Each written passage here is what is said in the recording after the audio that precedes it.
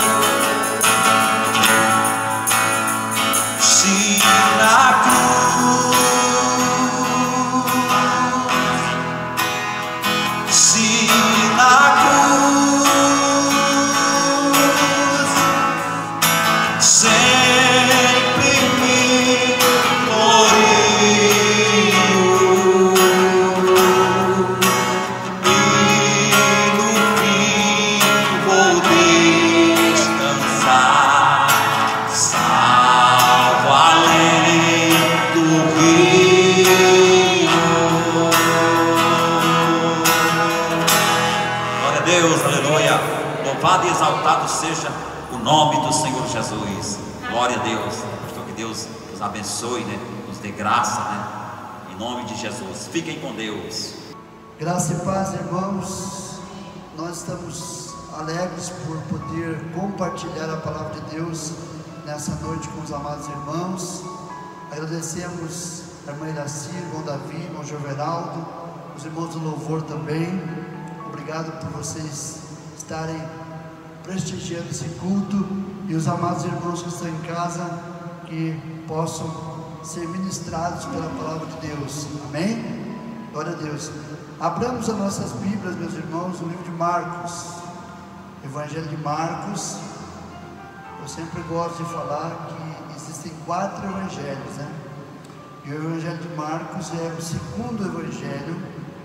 Vamos falar nessa noite a respeito da cura do cego Bartimeu. Marcos, capítulo 10. Quero agradecer em especial ao irmão Joveraldo, que está nos ajudando na parte técnica. Deus abençoe grandemente a sua vida. E o irmão Davi, que está nos ajudando na parte da organização das cadeiras e enfim, tudo mais. Louvado seja o nome de Jesus. Então aqui, vamos nos voltar para a palavra de Deus. Marcos, acompanhe aí, você que tem sua Bíblia na sua casa. Eu quero dizer para vocês que esse é o culto online da Igreja Batista Nova Jerusalém, na cidade de Baixa Grande do Ribeiro, sul do Piauí. Marcos 10:46. Vamos ler a palavra de Deus aqui. E foram para Jericó. Quando ele saía de Jericó, está falando de Jesus, juntamente com os discípulos e numerosa multidão, Bartimeu, cego mendigo, filho de Timeu, estava sentado à beira do caminho. Versículo de número 47. E ouvindo que era Jesus, o Nazareno, pôs-se a clamar: Jesus, filho de Davi, tem compaixão de mim. E muitos o repreendiam para que se calasse, mas ele cada vez mais gritava mais: Filho de Davi, tem misericórdia de mim. Parou Jesus e disse: chamai-o. O chamaram então o cego, dizendo-lhe: tem bom ânimo, levanta, ele te chama. Ou seja, Jesus te chama. Versículo 50. Lançando de si a capa, levantou-se de um salto e foi ter com Jesus. Perguntou-lhe Jesus: que queres que eu te faça? Respondeu o cego: mestre, que eu volte a ver. Então Jesus lhe disse: vai, a tua fé te salvou. E imediatamente tornou a ver e seguia Jesus estrada fora. Vamos orar nesse momento. Senhor nosso Deus, muito obrigado, Pai, pela tua palavra. Muito obrigado porque nós podemos aprender com a tua palavra e colocá-la em prática em nossas vidas, ó Deus. Agora fala aos nossos corações, abençoa os irmãos que estão em casa nesse momento por causa dessa quarentena e que não estão aqui na tua casa porque não podem vir, mas estão com o coração voltado para aprender da tua palavra, como nós, em número muito reduzido, estamos também aqui no templo, em Baixa Grande do Ribeiro, em nome de Jesus, amém. Glória a Deus. Meus irmãos, muitas mensagens tenho ouvido a respeito do cego chamado Bartimeu.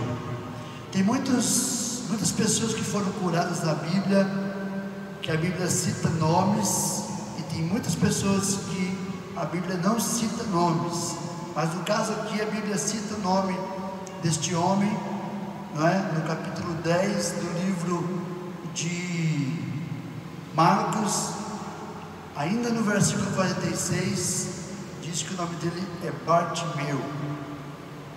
Então, meus irmãos, hoje mesmo a cegueira é algo muito complicado, né? Uma pessoa que fica cega, estão vendo aqui que eu estou usando óculos. Depois de uma certa idade a gente precisa usar óculos para facilitar a vida, mas eu fico imaginando uma pessoa que é completamente cega, que não tem visão, que não tem nem que coloque óculos, que faça cirurgias muitas vezes, não vai mudar aquela situação. Hoje a ciência, ela melhorou muito, a ciência, ela desenvolveu muito, mas no entanto ainda existem algumas pessoas que sofrem desse mal. Mas na época de Jesus era muito comum, amados irmãos, as pessoas cegas. Havia milhares de pessoas cegas naquele tempo. E embora houvesse milhares de cegos em toda a Judéia, a pergunta que nós podemos fazer nesta noite é: por que Bartimeu foi escolhido para receber a sua cura?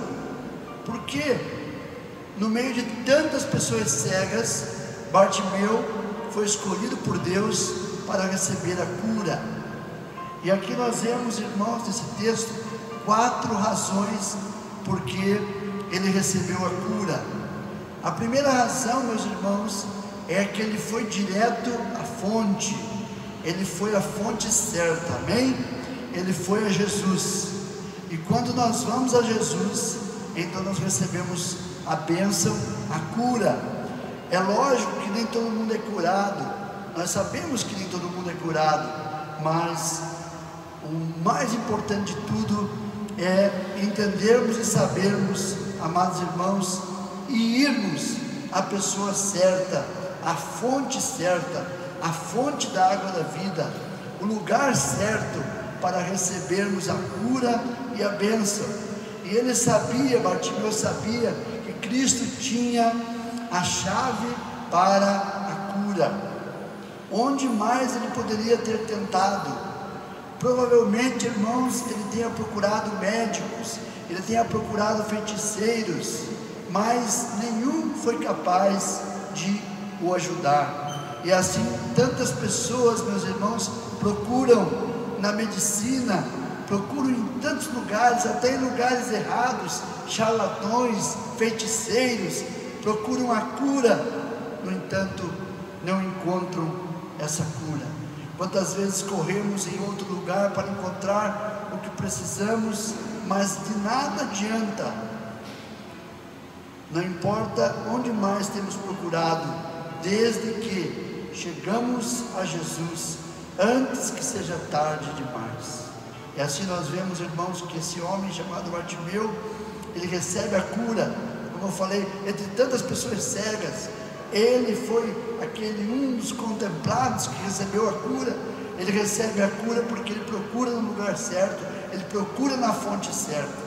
E você, meu irmão e irmã que está nos assistindo nesse culto, nessa noite, que está cultuando a Deus conosco online nessa hora, que você possa buscar em Cristo aquilo que você precisa. Muitas vezes você não tem encontrado solução para os seus problemas, e é porque você tem procurado no lugar errado a solução. Em segundo lugar, ele recusou deixar a opinião dos outros dominá-lo. A Bíblia diz aqui, irmãos, que a multidão tentou intimidar Bartimeu, né? Pediram que ele se aquietasse, pediram que ele ficasse quieto, que ele não incomodasse o mestre.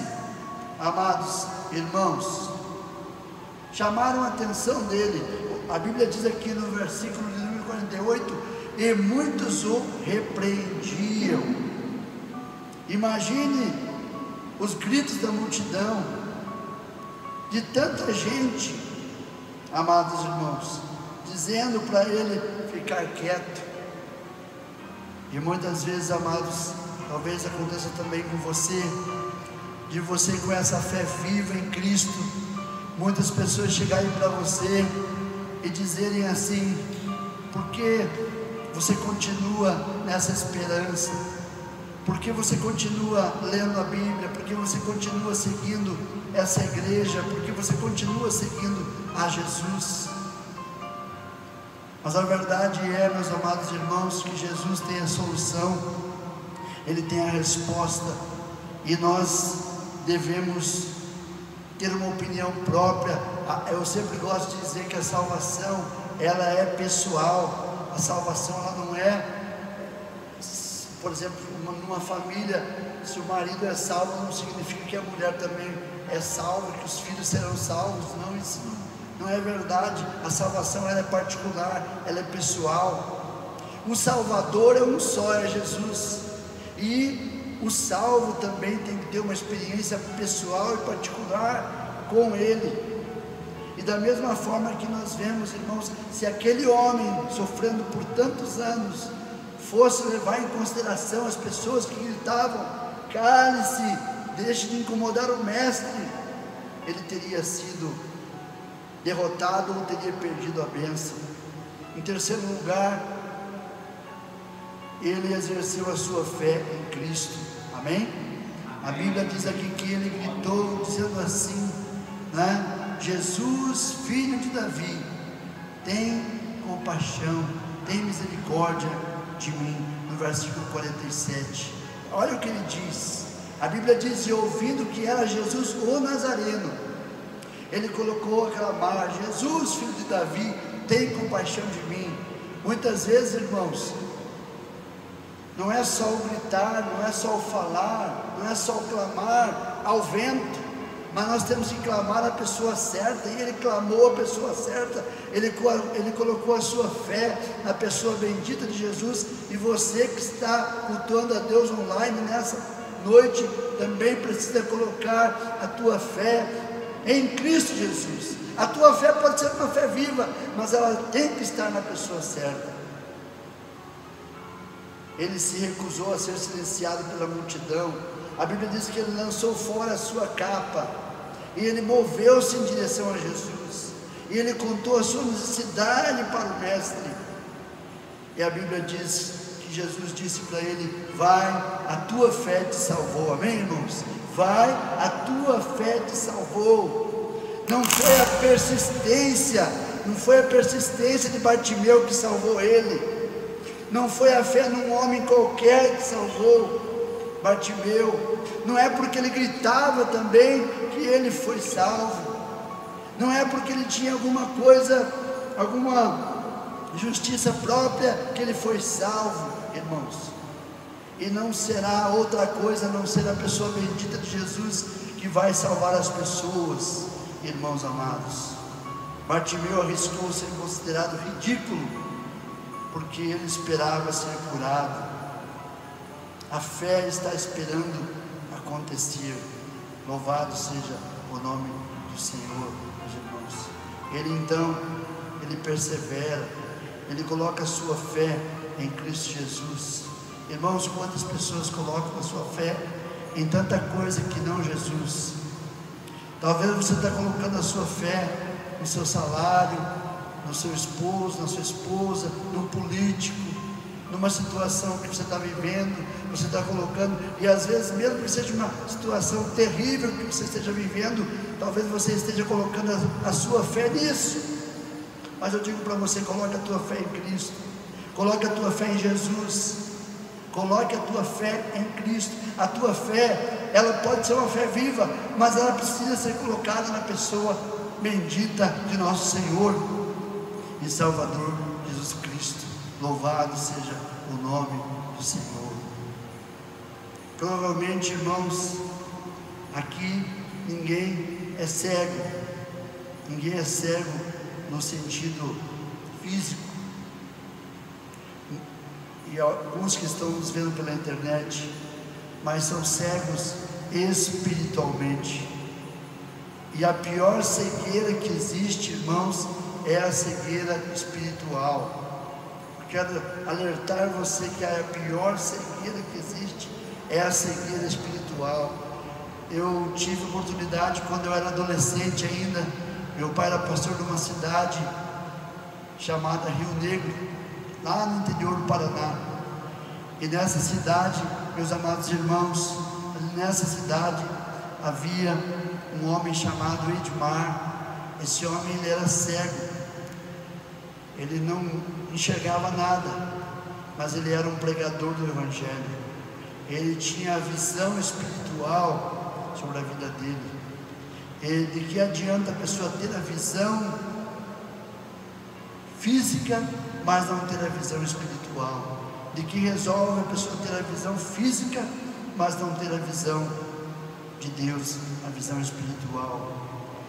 Você pode ter apalpado pela vida, tentando em vão encontrar o seu caminho, mas sem resultado. Ali em 2 Coríntios 4 diz: mas se ainda o nosso Evangelho está encoberto, para os que se perdem está encoberto, dos quais o Deus desse século, o Deus desse mundo cegou os entendimentos dos incrédulos, para que não lhes resplandeça a luz do Evangelho da glória de Cristo, que é a imagem de Deus. Meus irmãos, há muitas pessoas vivendo sem Jesus, porque o inimigo, Satanás, o Deus desse mundo, Deus desse século, numa outra versão, ele cegou o entendimento das pessoas. Você está cego para a beleza que é viver a vida com Cristo, viver a vida com Jesus. Como Bartimeu, a multidão irá tentar pará-lo, mas a multidão se une rumo ao inferno. E você pode ir tateando pela vida, tentando encontrar respostas, mas a resposta certa nós temos somente em Cristo Jesus. Concluindo, Bartimeu usou o que ele tinha para conquistar o que ele não tinha. Eu vou repetir para você: Bartimeu usou o que ele tinha para conquistar o que ele não tinha. Ele não tinha visão física e nem a visão espiritual, mas naquela tarde, naquele dia, naquele encontro com Cristo, ele recebeu a visão física e a visão espiritual. Louvado seja o nome do Senhor. Os ouvidos para ouvir, a boca para clamar ele tinha, os pés para ir até Jesus ele tinha, e a fé para receber o milagre também ele tinha. E nesse momento eu apelo a você que, da mesma forma como Bartimeu, você possa, da mesma maneira, da mesma forma, também crer nesse Jesus maravilhoso, nesse Jesus que lá em João 14 diz: eu sou o caminho, a verdade e a vida, e ninguém vai ao Pai a não ser por mim. Que Deus te abençoe. E se você ainda não recebeu a Cristo como Salvador, receba.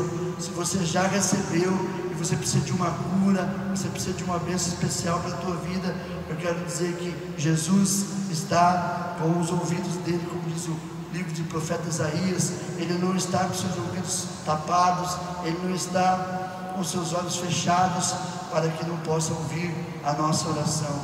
Deus te abençoe no nome do Senhor Jesus. Amém. Bem, amados irmãos, vamos encerrar o culto desta noite. Vamos orando a Deus por toda a nação, né? Pelo mundo inteiro, todo o globo terrestre, né? E também por todas as igrejas, todos os cristãos do mundo inteiro, né? Pedindo que Deus, que o Senhor aquiete cada coração, que o Senhor aquiete a alma de cada um, e que o Senhor traga um remédio de cura, uma unção de cura ao mundo inteiro, para o corpo de cada pessoa e para a alma. E que tudo isso que está acontecendo, irmãos, vamos pedir ao Senhor que não seja para as pessoas endurecer mais seus corações diante do Senhor, mas que seja para as pessoas temer a Deus, temer ao Senhor, obedecer a Deus e estar mais perto de Deus e procurar ter mais intimidade e aproximação com o Senhor. Vou pedir minha esposa, irmã Marlete, que esteja orando ao Senhor nesta feita, né? Oramos ao Senhor, grande Deus e grande Pai. Santo, santo e soberano és tu, meu Rei. Eu sei que tu já se faz presente neste lugar, ó Deus. Deus poderoso, Deus de honra e Deus de glória. Pai querido, aqui na tua presença mais uma vez nos humilhamos diante da tua santa e grandiosa presença. Querido Deus, muito obrigado. Obrigado por este culto na tua presença, Pai. Obrigado pela palavra ministrada. Obrigado pelos louvores, Deus. Deus, obrigado pelas nossas vidas, Senhor, porque tu tem cuidado de nós, Pai. A tua palavra diz que as tuas misericórdias se renovam a cada manhã. E por isso, Deus, por esta causa, Senhor, que nós não somos consumidos, mas nós somos protegidos, Pai, porque a tua destra tem nos cuidado, a tua destra nos alcançou e tem cuidado de nós. Pai querido, muito obrigado, Pai querido, por cada um aqui presente nesta noite. Abençoa nossas vidas, abençoa nossos corações, abençoa a tua igreja, Pai querido, onde quer que tenha alguma pessoa, que o Senhor esteja conduzindo pelo Espírito Santo. Pai querido, abençoa mais uma vez a nossa cidade, abençoa o nosso país, o Brasil, abençoa o mundo, Senhor, pois tu pode cuidar, Senhor, de toda a humanidade. Pai querido, abençoa todas as nações.